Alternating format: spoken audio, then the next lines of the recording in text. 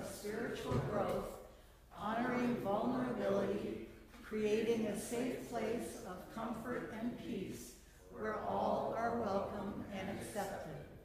And our vision? Genesis is a bright beacon with an unshakable heart of love, accepting all, a home for the soul where each creatively express our spiritual brilliance.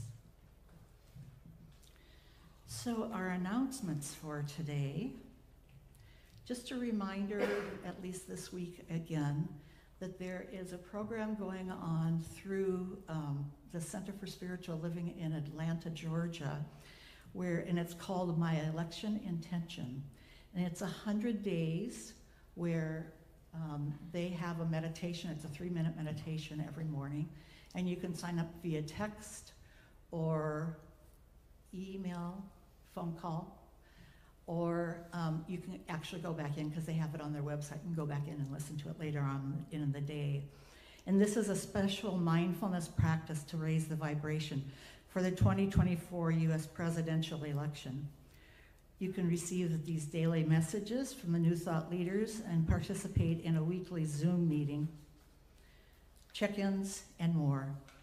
You can text, is it up here? Yes, you can text JOIN to 470-784-0250, or you can go to www.myelectionintention.com. And I do have a few of these on the welcome table if you would like to take it home and be able to go home and sign up for those for the rest of the time between now and November 4th.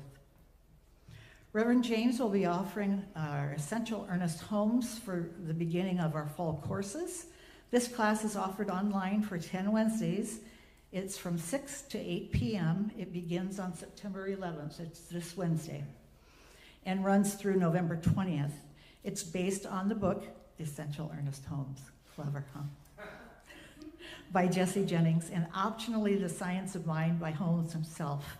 The course offers a deep exploration of Holmes' wisdom, highlighting his introspective and visionary writings. Participants will learn to apply his teachings to personal and global changes, emphasizing the power of human choice and the timeless relevance of his insights. The cost is $325. And then the second course that we're offering this fall is a foundations course. It's called Change Your Thinking, Change Your Life, and that is being led by me. Yeah. This provides a comprehensive understanding of how to integrate Science of Mind teachings into the daily life through lectures. It's not going to be a lot of lectures. I'm not a lecturer. Experiential exercises and interactive discussions. You will uncover limiting beliefs, thoughts, and behaviors related to relationships, money, and health, gaining practical tools to cultivate thriving relationships, unlock abundance and prosperity, and promote overall well-being. Early registration is $190 if you register before September 29th, and full tuition is $220 from that date onward. And just so, I didn't say this, did I? It's on Tuesdays beginning October 8th. Is it right on there? Yeah. Yeah, okay.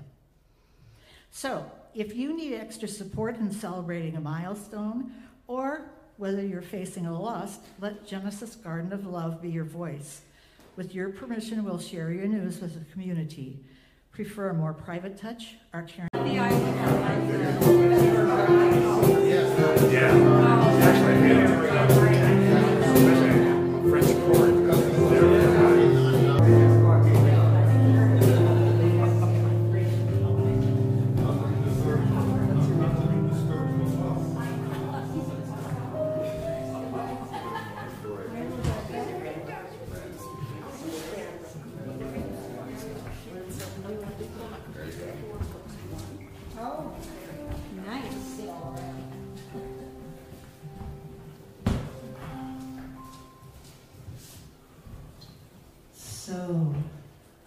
I would like to take this time to thank everyone who was in service today.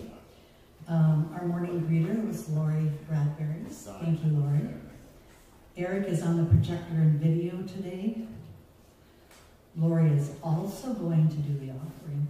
She's on double duty too. Jim Monson is our sound tech today. And we have Matt and Becky here as our guest musicians, so we're very happy to be here. And then your service practitioner is me.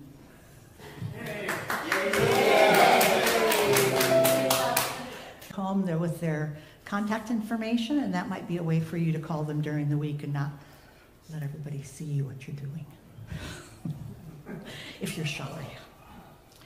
Okay, so it is now time for Breathe and Turn Within.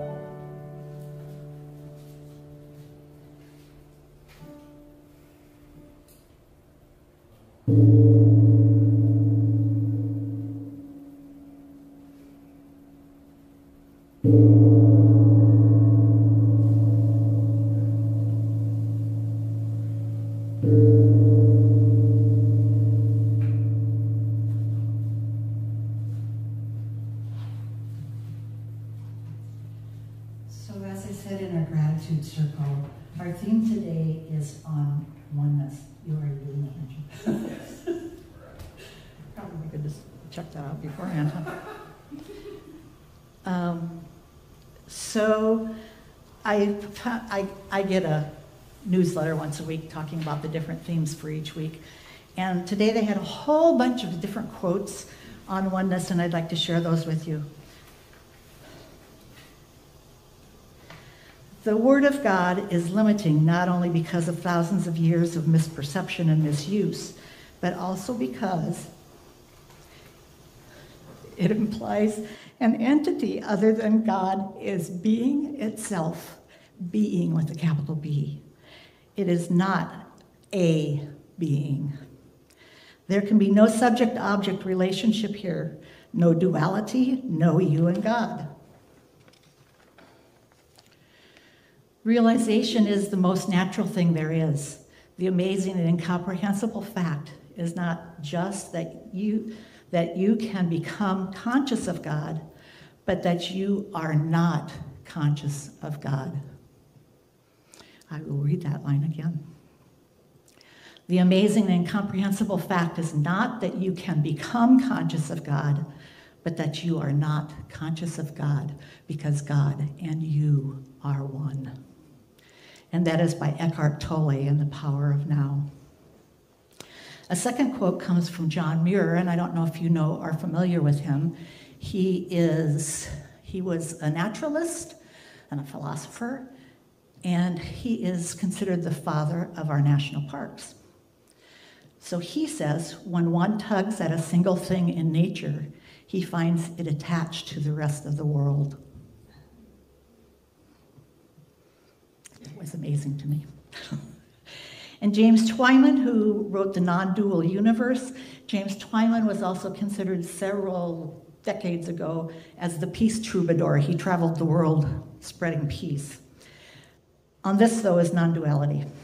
If you want to learn what it means to live in a non-dual universe, accept these three truths without a reservation: that God is, that the nature of God is love, and the nature of God is to extend that which it knows itself to be.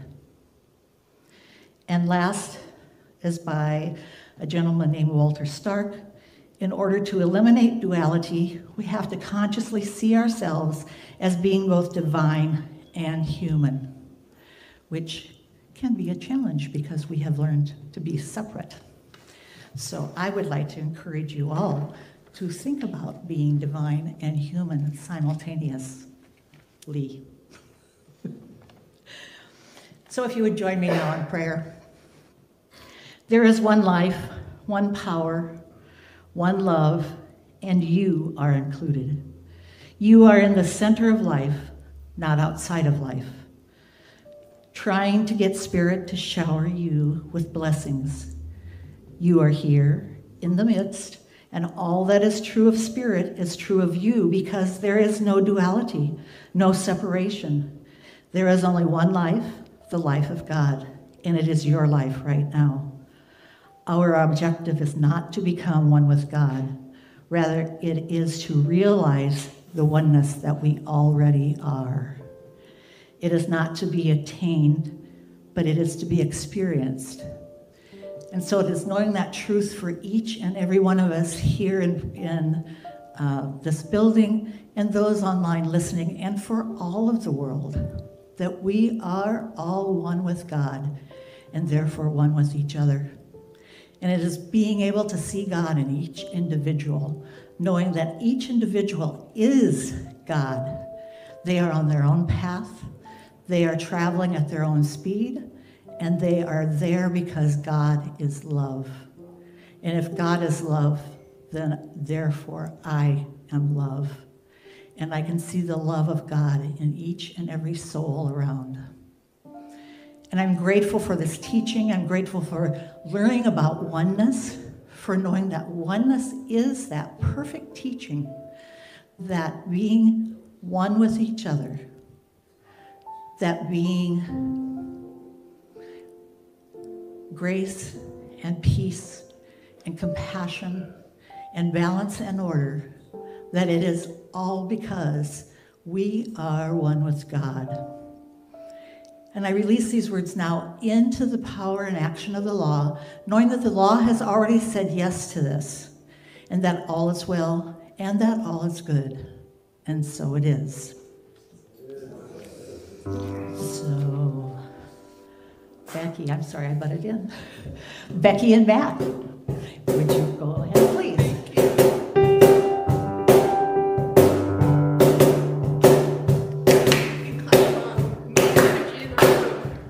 I'm not worried about tomorrow. Today I declare freedom from yesterday and mistakes of the past. Today all things are made brand new.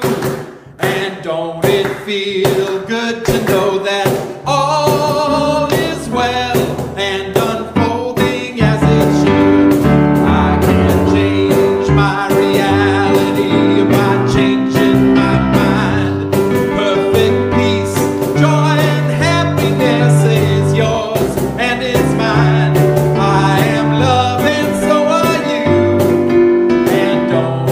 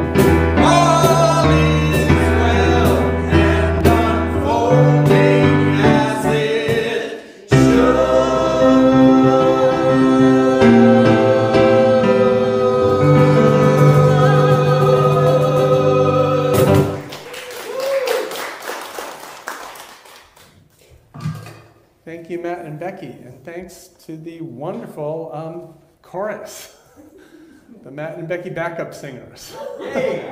You're all hired. We're on the road next couple months. So I want to start off by talking. This is a shameless promo for the Essential Earnest course, which is starting on Wednesdays. She was born in 1920 and lived till 2002. She was famous throughout most of her life. She started singing professionally at age 14. At age 14, she only got paid 50 cents a night.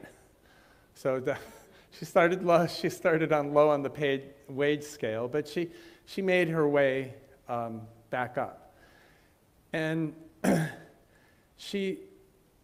when she started out, she immediately became very popular and famous. But by the age of 23, when she'd been singing professionally for 9 years, she'd had it. She was burned out. She was done. She's like, my singing career is over.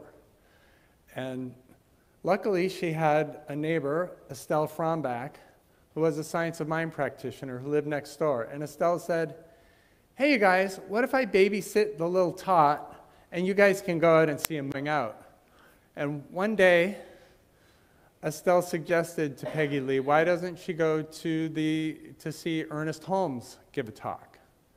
She's like, well, you haven't given me bad advice so far, and I know he's having an impact on your life, so let's give it a try. So she went to the auditorium where Ernest Holmes was speaking. Actually, she got there early, so she was looking around, and the chair she saw at the front of the auditorium had the name of her neighbor, Estelle Frommer, on it. She said, oh, this is cool. So she got to sit in Estelle's chair and sort of capture the Estelle vibe. And she was profoundly influenced and changed by Ernest's message of abundance and oneness.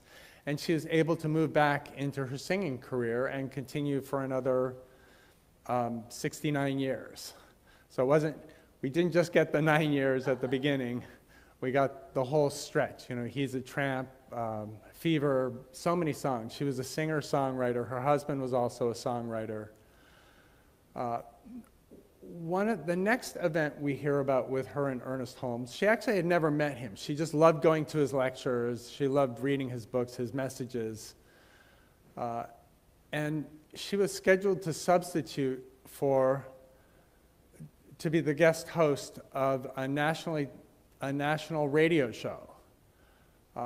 And she got really sick. And one of the problems, back in those days, in the 20s and 30s, they didn't record it in advance. It was live. She had to be on the radio at the time, and everybody would hear her, and then it'd be gone. And so she's like, what do I do? But Estelle had given her Ernest Holmes' phone number. So she called up Ernest and said, Ernest, it's Peggy Lee. I got this thing. I got to be there, but I feel horrible. I can't do it. And Ernest was just like, I can handle this. Health is yours. Let go any thought of illness, and just know that health is the birthright of all our children of the universe, and that you are one with that. You are one with the health. You are one with the mind of God, and you can feel health coursing through your body. You can tell health surrounds and interpenetrates every cell, and you're grateful for this health. And we release the word and let it go, and you are healthy. And Peggy Lee was healthy. And she went on, and she did great and got more famous. And it turns out, maybe half a dozen or a dozen times during her very long career, she called Ernest, and he'd fix it. And so this is sort of, I wonder, I'm a John Minnie Come lately to Science of Mind. I was a Charles and Myrtle Fillmore guy for forever, but the more I learn about Ernest Holmes, the more I appreciate, how the way he looked at, his philosophy of the universe and how to make it practical and how to apply it to all our lives. I could see why he ended up filling auditoriums. He kept going to bigger and bigger auditoriums in LA because there wasn't room for everybody in the ones he'd previously been booking. You know, why everybody, when he started Science of Mind magazine, everybody wanted to read it. And it's interesting to think about how the world would have been different if not for Ernest Holmes. I mean, Peggy Lee, who would have thunk it? You know, but we wouldn't have He's a Tramp or Fever. You know, most of her famous songs were written after she unretired. So thank you for Peggy Lee. And more stories, you know. I'm sure there are similar stories about Cary Grant and all our other Cecil B. DeMille. Not that we watch any of his stories, but you know, he had those epic Bible stories, you know, thousands of extras. And this really influenced our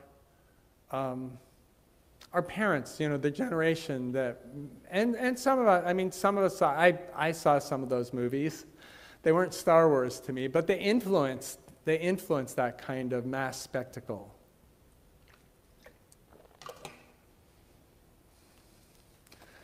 So this month we're talking about choosing peace, waking up to oneness, and we worked last week on some tools in our spiritual toolkit for achieving oneness, achieving peace from within ourselves. Today we're going to look at how we achieve peace with others. We're in a world where not everybody is a member of our wonderful Science of Mind congregation, even though they'd like to be if they knew about it. And so, you know, how do we interact? How do we keep our peace? How do we spread our peace in this kind of a world?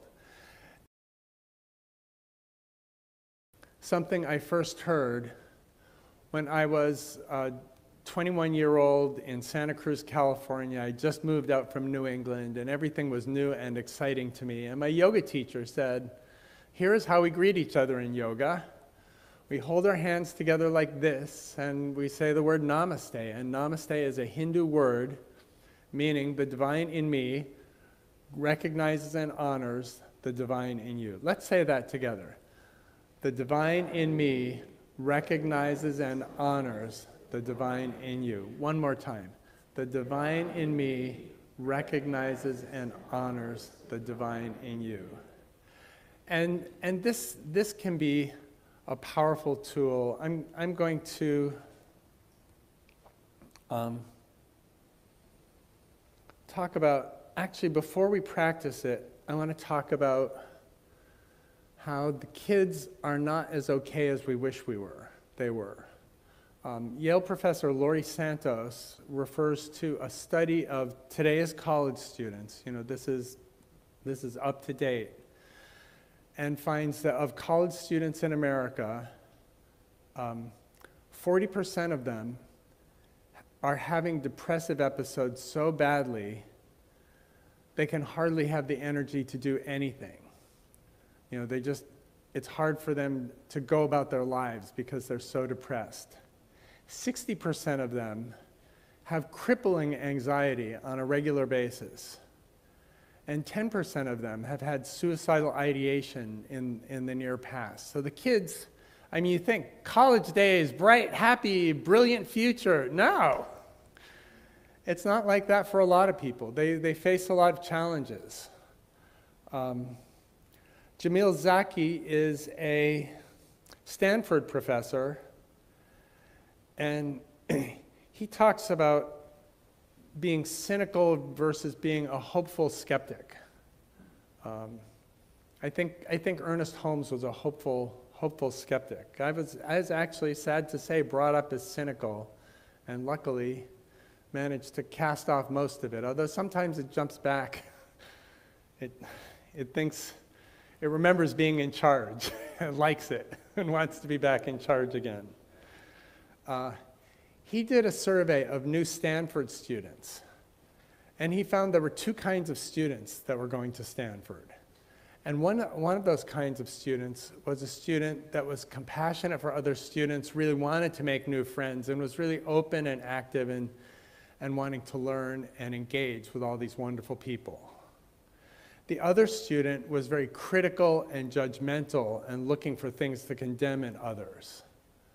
Now, it turns out that the second student, the critical judgmental one, didn't exist in the world. It existed in the minds of the Stanford students. They thought the other students were like that. They thought when they went into a situation, people were just going to think, oh, you're like that? Oh, what's wrong with you? Whereas in fact, 100% of the Stanford students are, wanting to engage with one another, wanting to make friends. And it's their thought. What holds them back is their thought, their concern, their anxiety about what other people will think of them. Professor Zaki did a study looking at how you impact this with trust.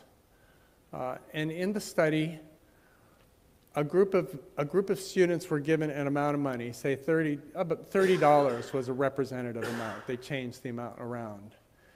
And you got to either keep that money, or if you gave it to a stranger, the money would multiply and the stranger could decide whether or not to give it back. And it turns out about 50% of the people who got the money were willing to trust it to a stranger that they would get their money back. And it turns out of the strangers who got the money, 80% of them gave the students back far more than the students gave them. And so it was a beneficial. In 80% of the cases, it was beneficial. But the students who got the money initially, only 50% would be beneficial. So this is interesting with trusting people. It's not like it's perfect. 20% of the strangers who got the money just absconded with it. Absconded is the wrong word, but they didn't return it. They didn't reciprocate the trust that was given to them. But only 20%, 80% returned, and so but if I could use in the space between stimulus and response, this is the story I'm telling myself is, because he wasn't deliberately breaking it. He was just playing with it exuberantly and passionately, like 3-year-olds tend to do. The other thing you can ask if you hear a news story is, especially for news stories, is it true? Is it really true? What would I be? How do I react when I believe it's true? And what would my life be without that? And this is from Byron Katie's The Work. So if I had looked at, is it true it's broken? Well, yeah, I can see the thorax. It's in 2 pieces. But is it really true? Well, how broke does it need the thorax? Can the thorax be reattached? And what's my life like if I believe it's true? Well, I'm mad at my wonderful grandchild. And what if I don't believe it's true? What if I think that it's fine without the thorax? Well, I'm happy because I appreciate his exuberance and I appreciate things are more resilient than I need them to be.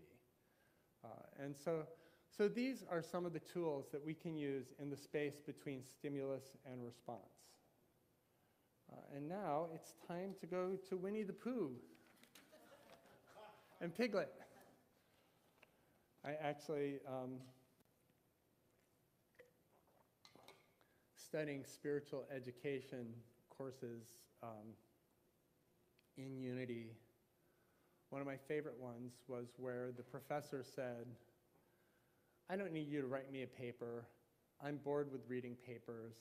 I want you to produce any kind of work that will demonstrate, what you've learned in this course.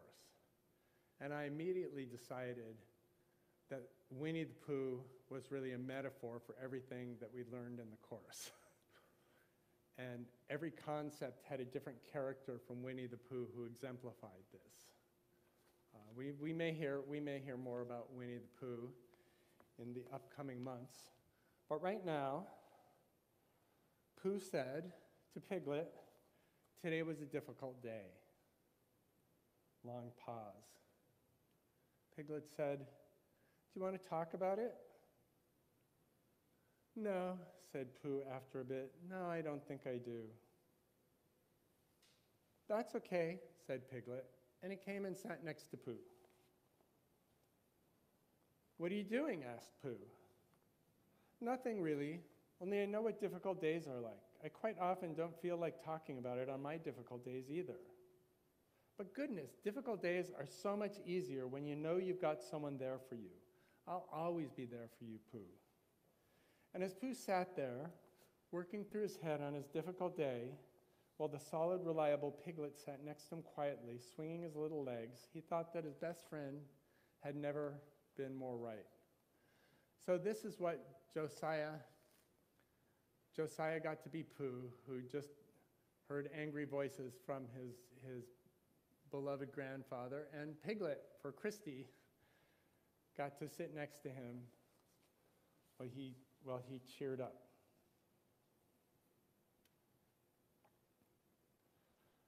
So now it's time for the next slide and for our song. This is a beautiful Karen Drucker song, and it's based on a metta meditation, a loving kindness meditation. And this is something Tibetan Buddhists are really good at, is coming to the world with an attitude of loving kindness can really change the way you approach the world and other people.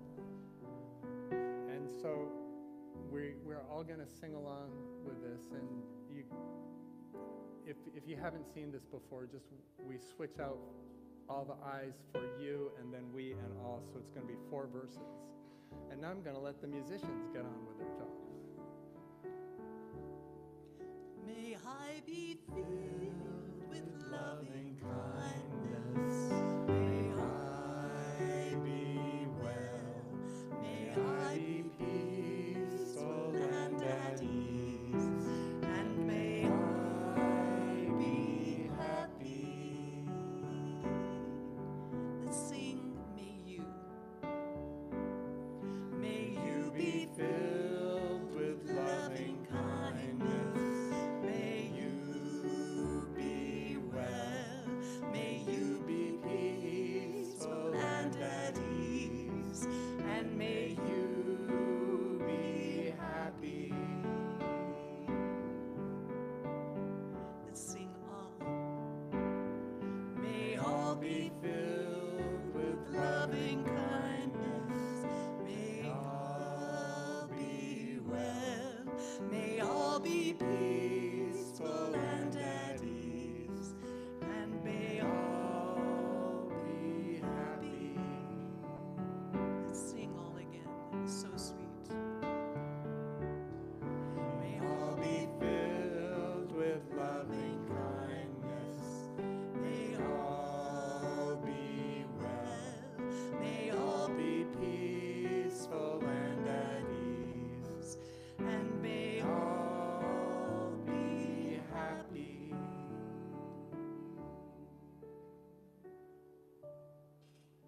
Thank you so much.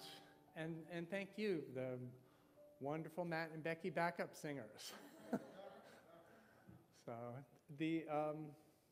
I first met Matt and Becky when Matt was my chorus leader at Seattle Unity many years ago, and he was a fantastic choral leader who I actually learned. I always thought I was in chorus in high school and college and various times, but Matt came up with improvisational chorus, where we learned different lines, but they would happen in a different order depending on what he felt like. And so it was neat. I never knew that choirs could improvise, but they can when they have a clever and connected and imaginative choir director. So we're probably not going to do that now, but just so you know, that's the kind of possibilities that's available for us in this world. So today we talked about, let's get back to the divine in me. The Namaste statement, the divine in me recognizes and honors the divine in you. There we go. Let's say it together twice. The divine in me recognizes and honors the divine in you. The divine in me recognizes and honors the divine in you. And this is something we can do when we find ourselves when I was talking about how the college kids aren't all right, how they have depression and anxiety and some bad ideation, this is our default. This is our default network showing up. This is the way humans have sort of evolved to be by default. And we don't have to be that. We can always choose. We can choose peace. We can choose oneness in any moment. And that's why we're learning these tools. And other people are a big part of we can be a big part of our support network. They can be a big part of our triggering network. Sometimes it's the same thing. Sometimes the trigger, you learn such a valuable lesson, like I learned from Quentin standing up for his little brother when he thought he was unjustly being accused. And so, this is something wonderful you can learn, is how brave and big-hearted your friends, your community can be. So it's nice to give people the chance, and by trusting them the right amount, we can give them the chance to live up to our trust. We also remember the pause, Viktor Frankl's pause between stimulus and response, and what we can do when we're stimulated and we feel like jumping into action. Sometimes we can pause and think, is this true? What story am I telling myself? What can I do here? Is there more meaning to my life? Do I have other options than this response that my body just wants to jump to?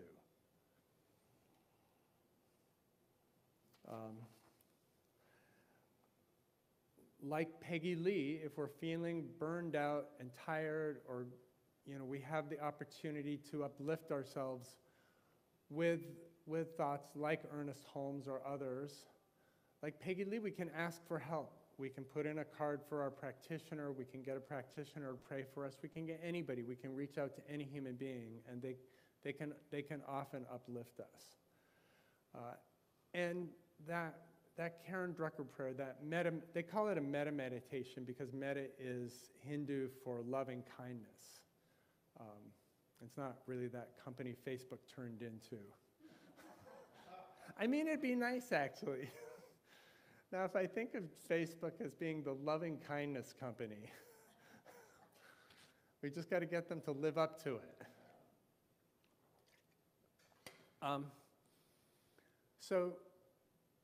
But by granting ourselves, our friends, our community, and the whole world loving kindness, wellness, and happiness, this is something where we get more happiness because it doesn't just have to be our own happiness. It can be everybody's happiness. And we can wish happiness. Nelson Mandela famously, he started wishing happiness to his guards who were holding him prisoner for decades.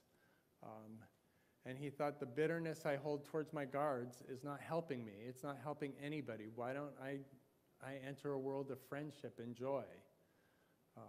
We didn't hear a lot about him, but this is the first we've heard about him today. But it's a lesson. We can do that with a loving kindness prayer. We can do that with a namaste. We can do that with a stimulus response. So thank you. And that is our lesson for today. Lots of tools for the spiritual toolkit, lots of practices, and now it's prayer card time.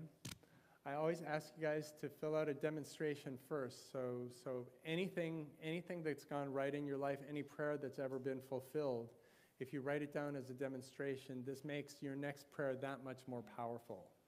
And the more of the demonstrations you write down, the more powerful they are. Plus, it helps the practitioners read these cards, and it helps uplift them and see what power there is going on in our community with achieved prayer, demonstrated prayer. And then for the part when you're praying for something, you can pray for news stories, you can pray for yourself, you can pray for friends, you can pray for your community. You can see us all uplifted. You can do a prayer of celebration as well as a prayer of beseeching.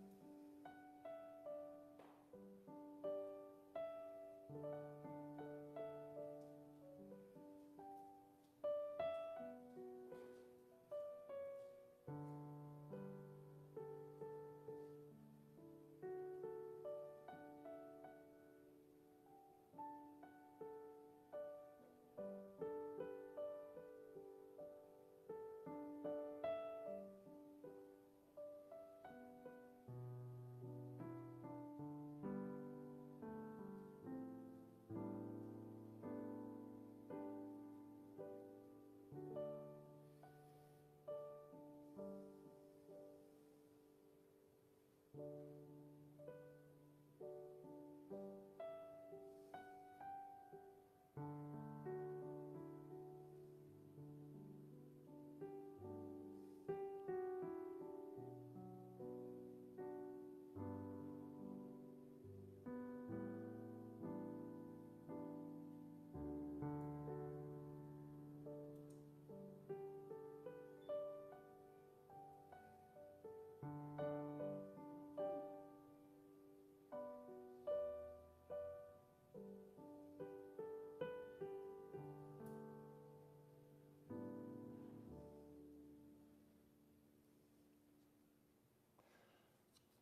now we'll get the wonderful Matt and Becky again.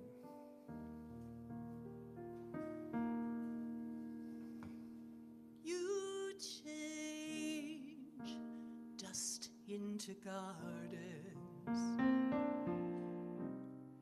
pieces into peace, tears into fountains, chains into release.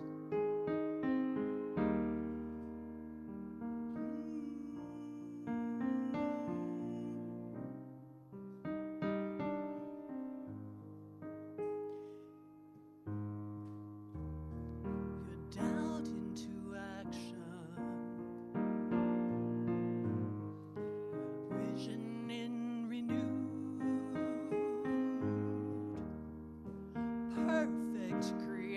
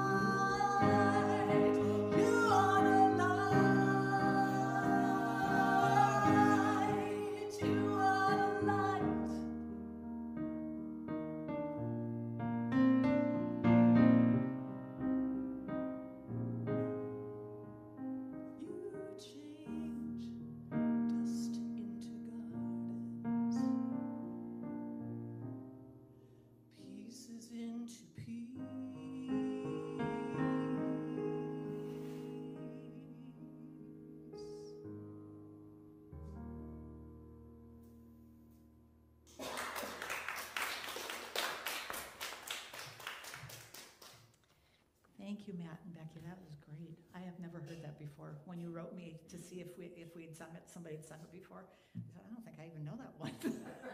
It's beautiful. Yeah, and isn't she the head of music for CSL?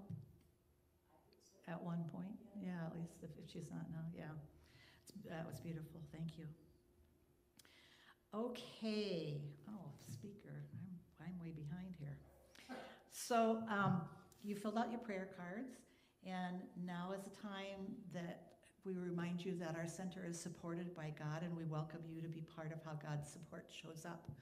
So if you haven't filled out your envelope, which I don't have one, I'm sorry, yet if you would fill that out, and or if you want to go online, you can go to Facebook, or you can go to the website, genesiscsl.org, or text at 206-800-7595. So let us just take a moment to craft your financial gift, and then we will move ahead. Is everybody ready? I'm not going to sit and wait for you if you're not ready. Okay, so if you'd hold your prayer request and offering next to your heart, as we say our offering blessing together. Divine love, through me, blesses and multiplies all that I am, all that I have, all that I give, and all that I receive, and I am thankful. And Lori will now take and collect our offerings and your prayer cards, and while we do that, let's please sing our offering song.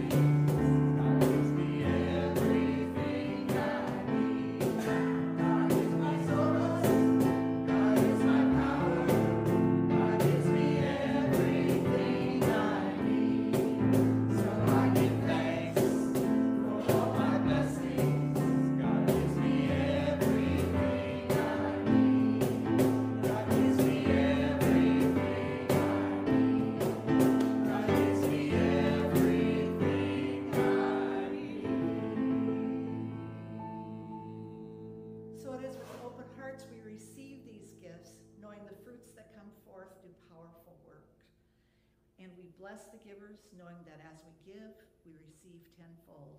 And it is with deep gratitude we give thanks. And so it is. So thank you for being with us today. Please join us after the service. We have a little bit of food and coffee and hot water for tea.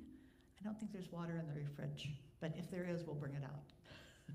So I wish everybody a fun-filled week. And we will see you next week. And if you would stand and sing our closing song.